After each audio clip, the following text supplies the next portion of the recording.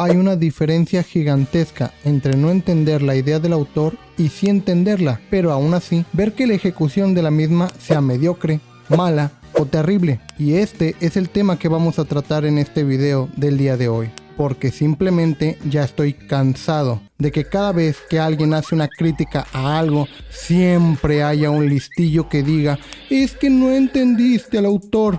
Y a ver, sí existe la falta de comprensión lectora, pero la verdad, la mayoría de veces simplemente entiendes lo que el creador quería transmitir, pero lo hizo de la manera más extraña o risible que se te pueda ocurrir. Y la verdad, en esos casos no es culpa del espectador, sino del autor por la forma que entregó la información de ese momento específico en la obra, que, hay que decirlo, luego puede justificarse de mejor manera, por supuesto, de eso no hay la menor duda, pero también debemos admitir que las primeras impresiones pesan mucho y a veces solo hace falta el errar en una pequeña cosa para que siempre seas recordado por la mayoría como un mal momento o por lo menos como algo que podría haberse encaminado de mejor manera. Comencemos. Puesto número 5. One Piece.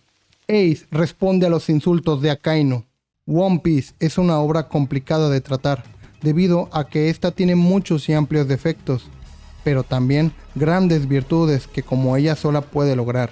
Entre sus más grandes virtudes y a la vez defecto es que sus personajes están muy bien definidos en cuanto a su actitud y personalidad. Esto ha llevado a ver actuar a personajes variopintos de manera muy diferentes en tipos de situaciones complicadas, teniendo tanto frases épicas como también momentos bastante randoms. Esto ha llevado a tener un desarrollo de personajes bastante lento, pero eso es tema para otro video. Entre las personalidades más atrayentes que la obra ha tenido en sus inicios era sin lugar a dudas Ace, un personaje que a primera vista parecía bastante despreocupado, pero con un alto sentido de lealtad y amistad hacia sus amigos y aquellos a los que considera su familia, pero al mismo tiempo bastante impulsivo en su actuar, debido a su gran poder que obtuvo de su Akuma no Mi, su posición de poder en la banda pirata de un Yonko y su joven edad. Todo esto fue lo que lo orilló a perseguir a Barba Negra por un sinfín de islas hasta encontrarlo y pelear con él para vengar a su compañero caído a manos de este mismo, y por su traición a Barba Blanca. Ace no midió el nivel de poder de su oponente, esto último le pasó factura perdiendo en el acto y siendo usado como moneda de cambio para la ascensión de poder de Barba Negra dentro del gobierno mundial. Esto provocaría que llevara a cabo una guerra por su liberación, una guerra de tal magnitud como no se había visto en mucho tiempo en el mundo de One Piece.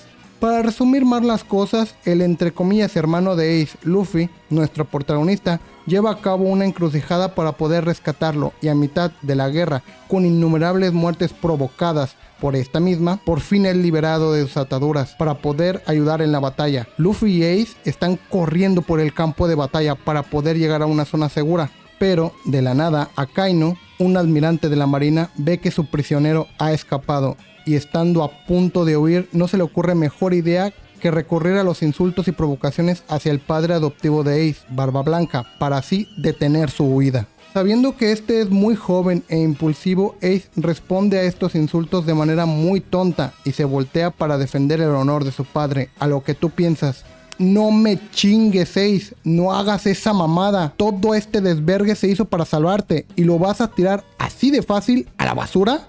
Pero lo peor es que la muerte de este es relativamente provocada por un descuido de Luffy por recoger un objeto importante que representa a su hermano. Es un conjunto de cosas que como espectador ves y dices: ¿es neta? Todo este arco es provocado hacia el rescate de este personaje y se va todo a la basura por este conjunto de acontecimientos bastante randoms a primera vista. Sin lugar a dudas te deja con un sabor de boca extraño y raro. Y a ver, no digo que Ace debería haberse salvado. Con las pocas muertes que One Piece tiene, ya me jodería tener que ver otro bait de estos niveles. Y el personaje de Ace está escrito de tal manera que su muerte era necesaria. Pero esta forma de morir es a lo que me refería con la primera impresión importa mucho, porque One Piece es una obra que mejora mucho en retrospectiva y la muerte de Ace es una de esas cosas que, conociendo al personaje de manera más detallada por flashbacks vistos por otros personajes,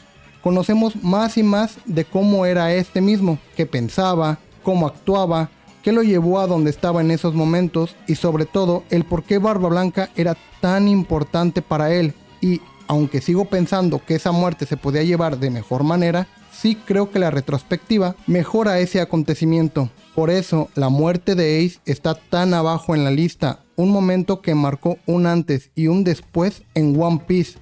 Era un momento que podía haber sido enmarcado como lo que debió haber sido, una de las muertes más significativas en la historia del manga anime, pero que terminó dividiendo la comunidad. Si esta fue o no una muerte digna para un personaje tan relevante para su historia. Puesto número 4, Shingeki no Kyojin, el gusanito del destino. Ay, final de Shingeki, como por un lado me gustas y como por el otro me dueles de ver. Pero bueno, este video trata de buenas ideas mal ejecutadas y la explicación de cómo el plot principal de esta historia, los cuales son los titanes y que estos sean provocados por una especie que según existió desde el principio de la tierra, es como poco ridículo. Y antes de que me ataquen en la caja de comentarios, déjenme explicarme. Shingeki es una historia increíble que sus principales puntos fuertes son escenas con una epicidad única y los misterios planteados de una manera increíble. Entre los mejores misterios de la serie está lo que había en el sótano del padre de Eren, qué había más allá de las murallas, y luego por qué sus enemigos odiaban tanto a la isla de nuestro protagonista. Son misterios muy bien planteados, bien fundamentados y bien explicados a lo largo de la historia, y con estas resoluciones que se nos habían dado hasta ahora, que algo tan importante como lo es el origen de los titanes me la tiren en la cara casi así de la nada, faltando como 3 capítulos para finalizar, no del anime, no, del manga, y que esa explicación sea un bicho que evolucionó. ¿Para qué? ¿Para qué hacer gigantes a los seres humanos? ¿Por qué parasitarlos? Pues porque sí, ya güey. Amigo, tú no puedes aventarme semejante estupidez y decirme que está bien. SNK nunca en su historia le había dado tanta importancia a su ciencia. Esta misma siempre fue llevada solo y únicamente al lado militar, principalmente hacia su lado más armamentístico. Y el misterio ni siquiera fue correctamente alimentado. Literalmente tienes un personaje que su principal interés es el conocimiento sobre los titanes y no lo usas para, no sé, al menos darnos pistas. Yo no digo que ella o él... Esperen, ¿alguien sabe al final si este personaje era hombre o mujer? ¿O vamos a fingir que nunca hubo gente debatiendo arduamente sobre esto? ¿No? ¿En serio? Bueno, volviendo al tema, yo no creo necesario que Angie descubriera la verdad del gusanito, pero al menos, no sé, una pista, un sueño guajiro, que medio le atinen sus pensamientos, no sé. A mí siempre me chirrió que con todo el ambiente mitológico de SNK, su origen no fuera más místico que biológico, aunque no es tanto el cómo, sino el cuándo. De verdad, no puedes esperar que lea esto y diga, no, pues qué explicación más satisfactoria. Mi enojo está más por el cómo una obra con estándares de escritura tan buenos e increíbles recurrió a algo tan borde como lo fue esto. La verdad, no se trata de algo como que arruinó su final o tonterías de esa. Esto no arruina por completo la obra, no. Por supuesto que no. SNK quedará como uno de los mejores manga animes de la historia, con unas manchas en su historia que podría haberse recordado como una obra maestra, pero que para mí se quedó en las puertas de serlo, debido a ciertos factores. Entre estos, sin lugar a dudas, esta extraña e insípida explicación del origen de los titanes. Puesto número 3, Dragon Ball Super, el Super Saiyajin Dios. Ok, Dragon Ball Super, amado por unos, odiados por otros. Esta temporada de Dragon Ball es difícil de tratar, pero intentaré ser conciso en este punto. Dragon Ball tiene muchas buenas ideas que podrían haber entrado en este punto, en su haber, que simplemente fueron olvidadas o dejadas de lado a lo largo del tiempo, todo por darle más y más protagonismo a los Saiyajins, cosa que bueno, vende y está bien, pero a ver, si tu principal enfoque de la serie ya quedamos todos claros en que son los Saiyajin, ¿por qué no darnos más detalles sobre estos mismos? Sí, entiendo que no sería algo que se pensó desde el principio y que por fin nos revelarían información relevante, Pero, sin lugar a dudas, el Super Saiyajin Dios es algo que enloqueció a los fanáticos cuando se nos planteó esta idea con un gran potencial de saber más sobre el pasado de esta especie tan importante, de saber más cosas e incluso, ¿por qué no?, tapar algunos baches en el camino que la historia ha tenido a lo largo del tiempo. Esto mismo se podría haber planteado de muchas formas. Un misterio que se podría haber alimentado poco a poco a lo largo de diferentes arcos de Dragon Ball Super, desde el primer vistazo que nos dio Bills, luego tal vez Freezer explicándonos más sobre esa leyenda que tanto temía, después conociendo más sobre la divinidad de Dragon Ball en el arco de Zamasu, tener otra perspectiva de esto con información dada por las Saiyajin de otros universos tan parecidos al nuestro en el torneo de Champa, e incluso, ¿por qué no?, tener algo que ver con Zeno-sama antes del torneo del poder. Siento que todo estaba ahí, listo para hacer algo increíble, pero que simplemente fue ignorado, incluso a tal grado que no pasó ni un arco. Y ya habíamos cambiado de transformación y el enfoque había pasado a poder dominar el Ultra Instinto, cosa no mal plantada ni llevada a cabo, pero que se quedó en algo que está bien, no es malo, pero podría haber sido algo que uniera todo Dragon Ball Super. Y yo sé que no es bueno ver una serie y molestarse con lo que tú quisieras que fuera, lo entiendo, pero este concepto e idea se planteó desde el inicio de Super y aunque entiendo que la idea principal no era hacer una serie nueva, era solo hacer una película final, no vamos a negar que esa película se sentía como el inicio de algo más, ese sentimiento de una nueva aventura de Goku junto a todos los demás, y el tema principal de esa película era el poder obtenido de Goku de parte de otros y cómo este se sentía de mal de que este poder no se lo haya ganado. En ese momento no teníamos ni idea de cosas como el Ultra Instinto, ni Zamasu, ni Zeno-sama, ni nada más. Solo el sueño de Bills sobre un Super Saiyajin Dios y el extraño ritual para convocar su poder. Y pues ahí se quedó, en solo algo interesante, nada explorado. Pero bueno, puesto número 3, Super Saiyajin God. Puesto número 2, Naruto Shippuden. La preocupación de Naruto por Sasuke. Se preguntarán por qué este tema de la relación tóxica de amistad entre Naruto y Sasuke está en un puesto tan alto. Pues es algo extremadamente simple. La importancia que se le da en la obra tiene tal grado de relevancia que llegados a cierto punto en la historia ya es imposible de ignorar. Porque simplemente duele ver que personajes tan completos y bien estructurados en su historia de manera individual como lo son Naruto Uzumaki en su historia de ser reconocido por aquellos que le temían por llevar una bestia de 9 colas que le había hecho tanto daño a su pueblo en el pasado, y a Sasuke Uchiha su historia de venganza con tantos plot twists en su haber que raro sería no haberse vuelto más loco en lo que su travesía ya lo había vuelto. Hombre, de manera individual tratan sus temas de manera muy bien planteada, tal vez no perfecta, pero sí entendible al espectador sin lugar a dudas. Pero cuando a alguno les hablan del otro en la historia, simplemente es que se vuelven tan incongruente la obra, sobre todo Naruto, que cuando le dan la noticia de que Sasuke es buscado para su asesinato por sus propias acciones, Naruto se pone peor que cuando le dijeron que su mentor había muerto. Cabrón. ¿Qué carajos le pasaba por la cabeza a Kishimoto? Mira, llegados a este punto, simplemente entiendo la romantización de los lazos de amistad por sobre las dificultades. Pero hombre, debe haber un límite, porque si no se da ese límite, llega un punto de romantizar algo bastante tóxico, como lo es una amistad que daña a ambas partes. Naruto quería que sí o sí Sasuke volviera a la aldea. Ojo, que volviera. Él no quería que pagara por sus crímenes. Uf, viejo, para nada. Si por Naruto fuera, Sasuke se la viviría por Konoha, yendo juntos por ramen. Sí, claro, después de haberle cortado un brazo a un líder de otra nación y de haber cooperado en conjunto con Akatsuki. Y bueno, pensarás que estoy exagerando, pero tan solo hay que ver a Orochimaru, casi paseándose por toda Konoha después de haber cometido todos los crímenes contra la humanidad que existen.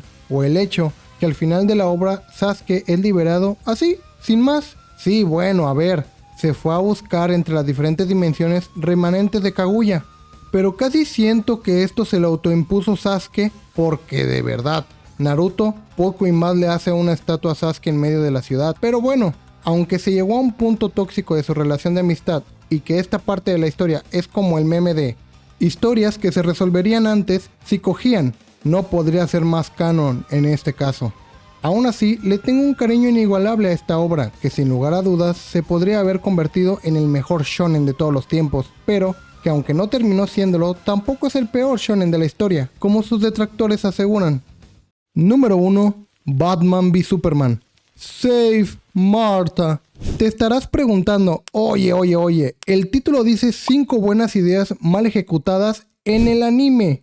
En animes. Pues déjame decirte que, número 1, es mi top y me lo follo cuando quiero. Y número 2, este puesto es tan relevante y tan importante que puedo decirte que rompe cualquier barrera de cualquier temática que pueda existir. El Save Martha de Superman es la idea peor ejecutada que jamás se había visto en la historia del audiovisual. Amigo mío, déjame te cuento una pequeña anécdota. Yo fui a ver el estreno de Batman v Superman para evitar cualquier tipo de spoiler. Fui junto con mi familia, estaba al lado de mi hermano, antes de que siquiera los trailers comenzaran en la pantalla del cine. Estábamos en el celular y yo le pregunto a mi hermano, ¿por qué hay tanto chiste de, oh, mi mamá también se llama Marta? Había solo memes de eso por todas partes, pero sin contexto, de que siquiera fueran chistes de la película que estábamos viendo. Literal, estaban por todas partes, a tal punto que mi hermano me dijo, no, tampoco lo sé, pero a mí también me aparecen. Y gente, créanme cuando les digo que nuestros algoritmos son súper distintos en cuanto a las cosas que nos aparecen. La película comenzó, que ya les adelanto que estaba meh. Y llegado el momento, ese momento, en el que Superman veía los ojos de Batman y entre dientes citaba la mítica frase, ¡Salva a Marta! Y en ese instante mi hermano y yo nos volteamos a ver el uno al otro y simplemente ambos soltamos una carcajada. No necesitamos hablarnos ni nada, simplemente nos reímos al unísono. Ese momento, amigo mío, es la peor idea mal planteada en una historia que hasta la fecha haya visto. Porque a ver, antes de que cualquier mamador de Snyder, que por cierto, nada en contra del director, salga a decir el clásico, es que tú no entendiste lo que quería transmitir, yo te respondo, no, sí lo entiendo. El director quería tener un acercamiento más terrenal de Superman ante un Batman más apegado a su pasado, a su Bruce Wayne, que murió junto a sus padres en aquel callejón de Gotham. Y este último, entendiendo que Superman no es solo un alien llegado de otro mundo, sino un hijo preocupado por su madre, él entra en razón e intenta evitar que alguien más pase por su sufrimiento. Puesto de esa manera, hasta gusta, ¿no? Pues ojalá hubieran usado un método menos ridículo para enfatizar este planteamiento. A ver, miren, el Snyderverse tiene muchos problemas. Pero algo que sí le puedo dar como punto válido es que visualmente es muy cool. Hablando de Superman de Henry Cavill, es muy imponente. El Batman de Ben Affleck da pánico ponerte en los zapatos de sus enemigos. La Wonder Woman de Gal Gadot se siente tanto poderosa como de hermosa a pares iguales. Viejo, y hasta hicieron lo imposible, hacer ver genial a Aquaman, el superhéroe más ninguneado en la historia de la cultura popular. Y es que, sabiendo que este punto es su más fuerte, e incluso a veces siendo este su único buen punto, no puedes hacerme ver de manera tan patética algo tan complejo. Porque no es posible que la única forma en que se les ocurrió de hacer ver vulnerable a Superman fue hacerlo ver patético. Es tristísimo. Que no es lo mismo mostrar vulnerabilidad al público, lo cual esto da una gran cercanía al espectador, pero hay una línea fina entre esto último y verte tan patético. Y que quede claro, nada en contra del Superman de Henry Cavill. Para mí el actor queda como ningún otro, pero hasta él quería ser un Superman más esperanzador y menos el mundo no te deja ser bueno. Pero ok. Solo queda esperar a ver qué nos trae el Superman de James Gunn. Veamos si la esperanza que transmite este personaje vuelve a ser parte importante de todas sus historias por venir. Pero, ¿sabías que un grupo de fans de Snyder Tars quiso boicotear a una ONG la cual buscaban llevar a niños desfavorecidos a ver la nueva película de Superman hecha por James Gunn? Hay gente patética y luego están las personas que participaron en este intento de boicot. Y también, ¿sabías que puedes darle clic al siguiente video que aparece en pantalla y sumergirte en otro contenido que seguramente te va a interesar? Si te la pasaste bien por aquí, deja tu like, suscríbete y activa la campanita. Me encantaría que te unieras a esta comunidad para que sigamos creciendo juntos cada día, explorando toda clase de cosas que valen la pena comentar. Hasta la próxima, nos veremos pronto.